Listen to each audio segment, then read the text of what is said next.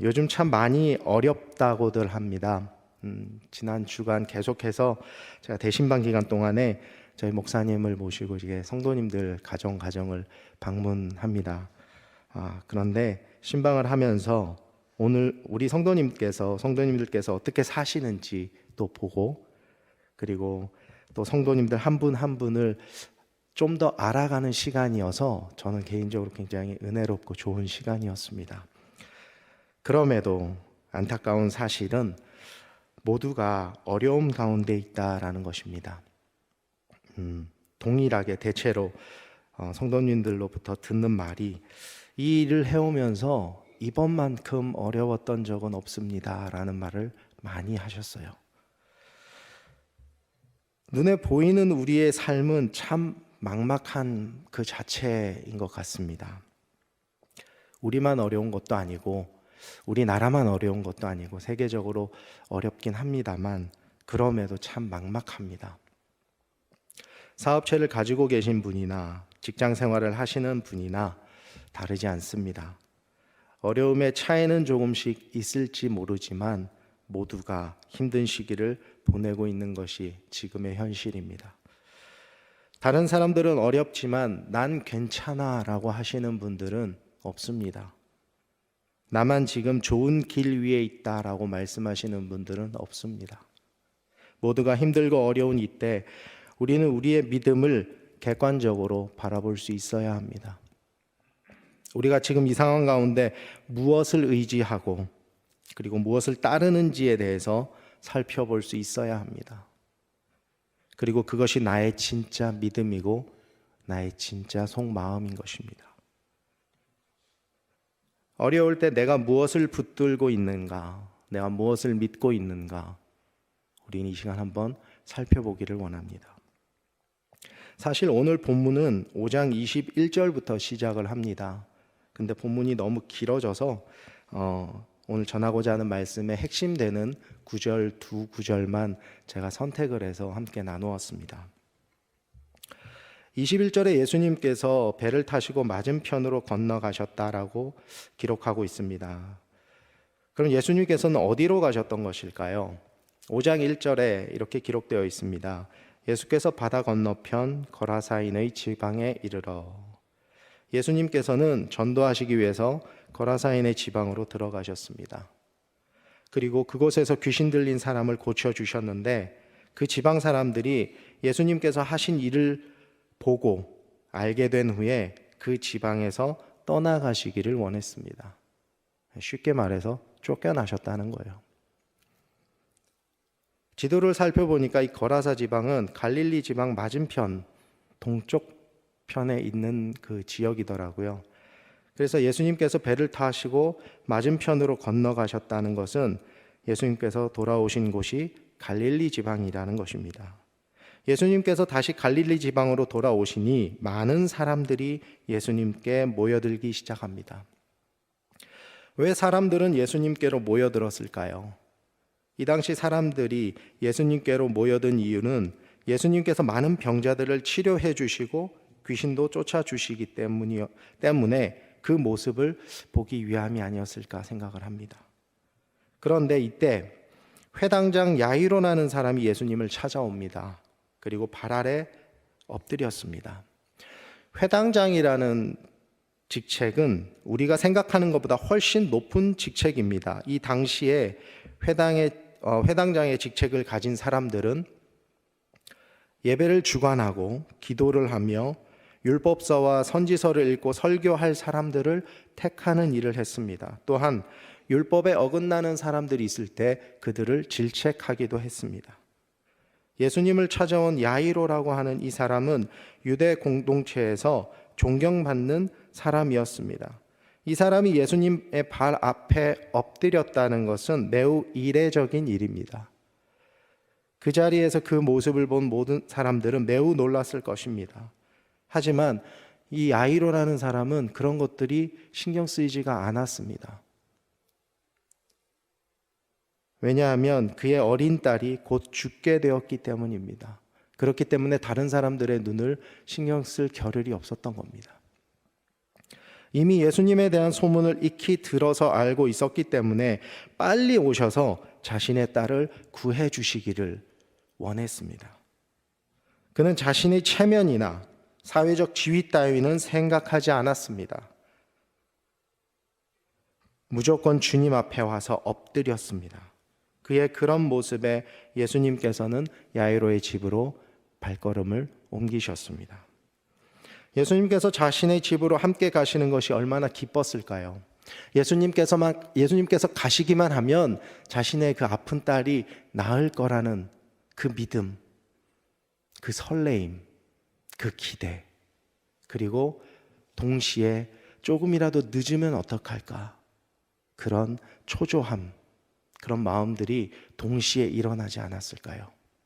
그렇게 예수님을 모시고 많은 군중들과 함께 자신의 집으로 가고 있었습니다.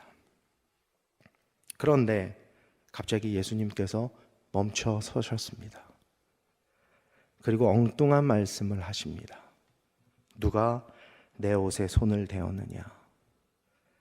갑자기 자신의 옷을 누가 만졌다고 물으시는 겁니다.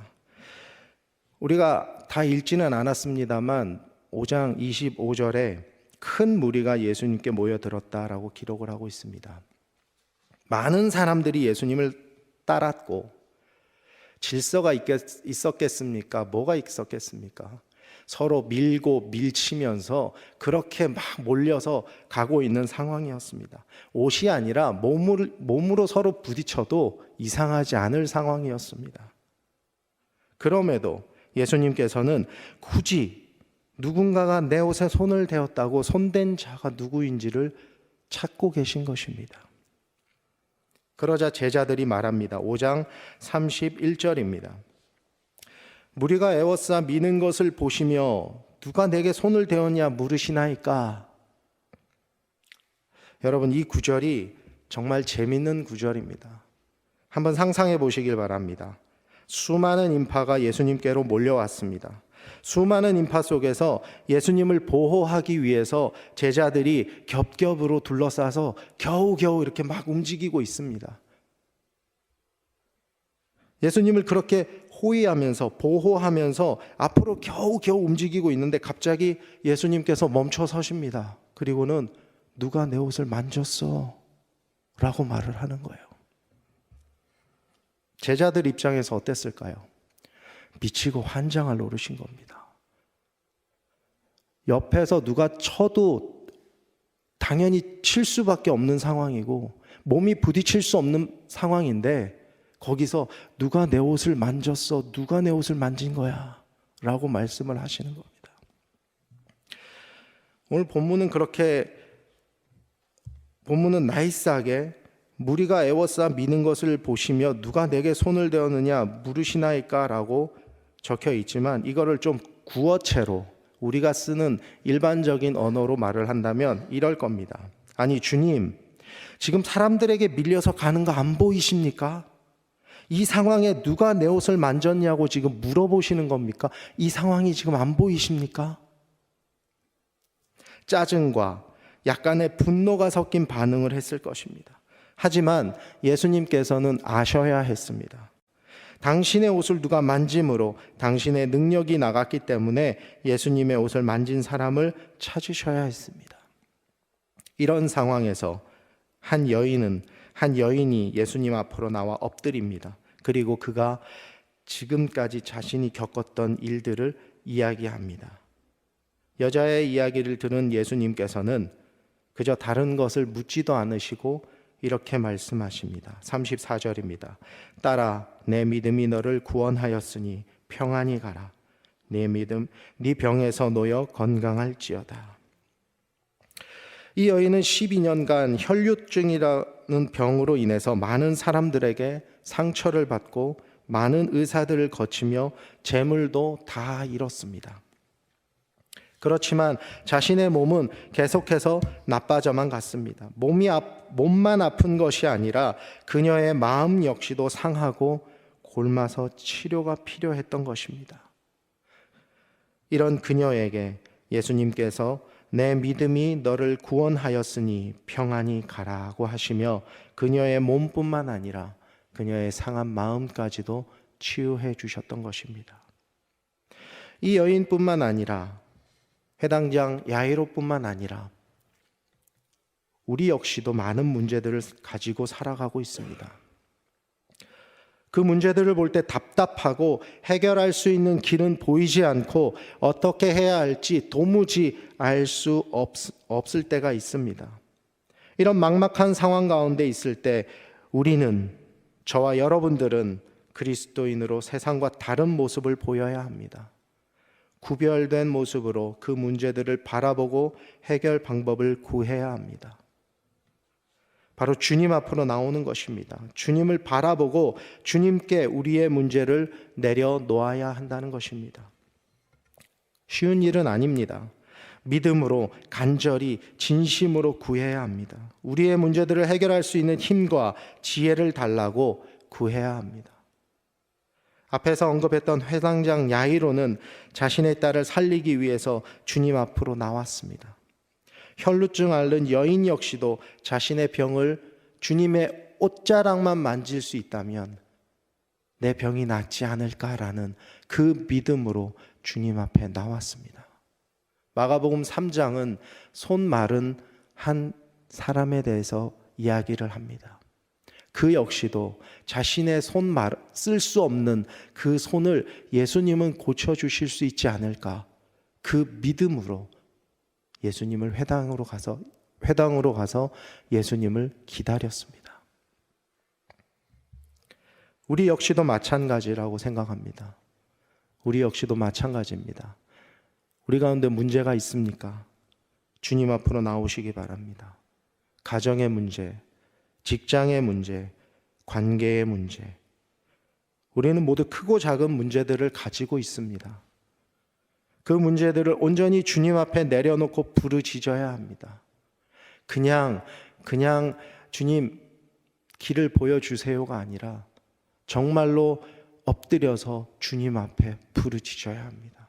그럴 때 주님께서는 우리에게 길을 보여주십니다. 그럴 때 주님께서는 해결할 수 없는 불안하고 연약하고 초조했던 우리의 마음을 움직여서 할 수 있는 마음으로, 담대한 마음으로 바꾸어 주십니다. 각자의 어려움과 문제들을 가지고 주님 앞으로 나온 모든 사람들은 다 고침을 받고 그 문제의 해결을 보았습니다. 혈루증 앓는 여인이 중간에 나타나는 바람에 회당장 야이로는 그만 할 말을 잃어버렸을 것입니다. 한시가 급한데 예수님께서 길에 서서 더 이상 가시지를 않는 것입니다. 이 여인의 이야기가 2, 3분 안에 끝나는 이야기도 아니었을 것이고 그는 마음이 급하고 초조하고 급기야 화도 났을 것입니다. 예수님께서 여인을 보내시고 다시 길을 가시려고 하실 때 회당장의 집에서 사람이 와서 딸아이가 죽었으니 더 이상 예수님을 괴롭게 하지 마라 라고 말을 합니다.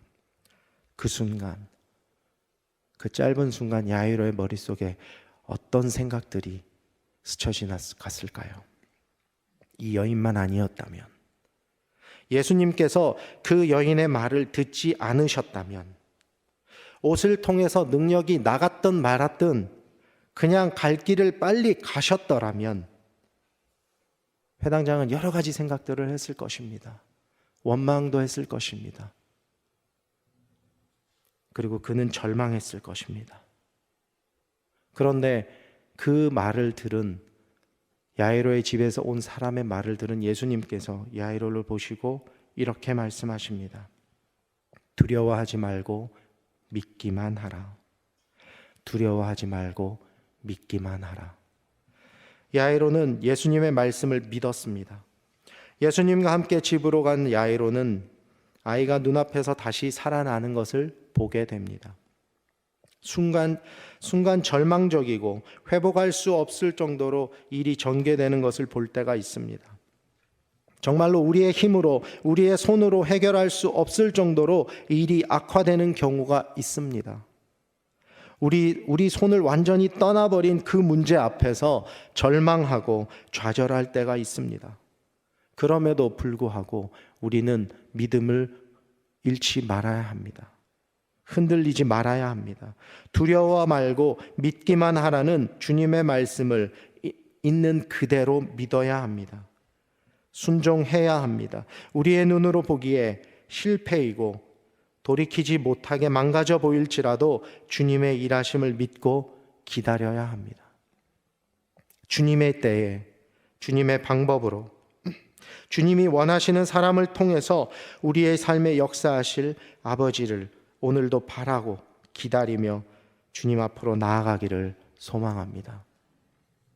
서두에서 요즘 우리의 삶은 매우 어려움 가운데 있다고 말씀을 드렸습니다. 개인의 삶뿐만이 아니라 교회도 다르지 않습니다. 코로나가 종식되어 가고 있는 이때 교회는 너무나 많은 영혼들을 잃어버렸습니다. 인터넷을 통해서 예배드리는 것이 이제는 당연하게 되어버렸습니다. 그래서 주일날 예배 시간에 맞춰서 교회에 나오는 것이 무슨 큰 일을 하는 것 같이 우리에게 일이 되어버렸습니다. 지금 우리의 신앙생활을 돌아볼 때 올바르게 하고 있다고 보여지십니까? 솔직하게 우리 자신을 돌아보기를 원합니다. 다시 우리는 돌아가야 합니다. 다시 우리는 시작해야 합니다.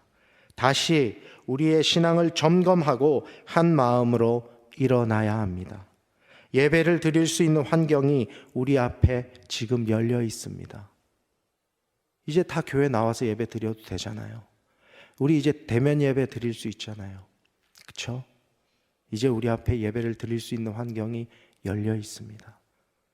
전도의 문을 열어야 합니다. 믿지 않는 영혼들을 위해서 다시 한번 더 예수님의 복음을 들고 나아가야 합니다. 벌써 3월입니다. 겨울이 시작된 지 엊그저께 같은데 벌써 3월입니다. 저는 아직도 3월은 이제 봄이 되는구나라는 생각을 합니다. 근데 3월은 아직도 춥죠. 그렇지만 3월은 곧 봄을 알리는 계절이기도 합니다. 저는 이 3월에 날이 풀리고 새로 싹이 돋아나듯이 새로운 희망이 우리 삶 가운데 피어나기를 소망합니다. 여러분들의 각자의 삶 속에 우리 하늘누림 교회 안에 새로운 희망과 부흥의 불꽃이 일어나기를 간절히 소망합니다. 사랑하는 하늘누림 교회 성도 여러분, 우리 다시 한번 일어납시다. 한 마음으로, 한 뜻으로 한 번 더 일어나기를 원합니다. 다시 한번 주님의 크신 은혜를 바라보며 기도하고 말씀으로 준비해서 이 성전이 차고 넘치게 해달라고 부르짖기를 원합니다. 각 부서마다 필요한 기도 제목들이 있습니다. 각 가정마다 기도하고 있는 기도 제목들이 있습니다. 기도의 불을 다시금 지피기를 원합니다. 한 번 더 도약할 수 있는 부흥의 때가 이 말이라 믿습니다. 우리 하늘누림 교회가 이곳 제천에서 부흥의 불씨를 피워가게 할 줄로 믿습니다. 다시 일어서는 교회, 사랑이 넘치는 교회, 말씀에 붙들린 교회, 기도가 끊이지 않는 교회로 일어나기를 간절히 소망합니다. 우리의 힘으로는 불가능해 보일지 모릅니다. 우리의 힘으로는 안 될 수도 있다라는 생각이 당연한지도 모릅니다. 그러나 하나님께서 일하시면 그 일은 이루어집니다. 두려워하지 맙시다. 안 될 거라고 미리 생각하지 맙시다. 오늘 주님께서 우리에게 말씀하셨습니다. 두려워하지 말고 믿기만 해라. 오로지 주님의 이 말씀만을 붙들고 우리 삶 가운데서, 신앙생활 가운데서 믿음으로 승리하며 나아가시는 저와 여러분들이 되시기를 우리 주님의 이름으로 축원합니다. 기도하시겠습니다.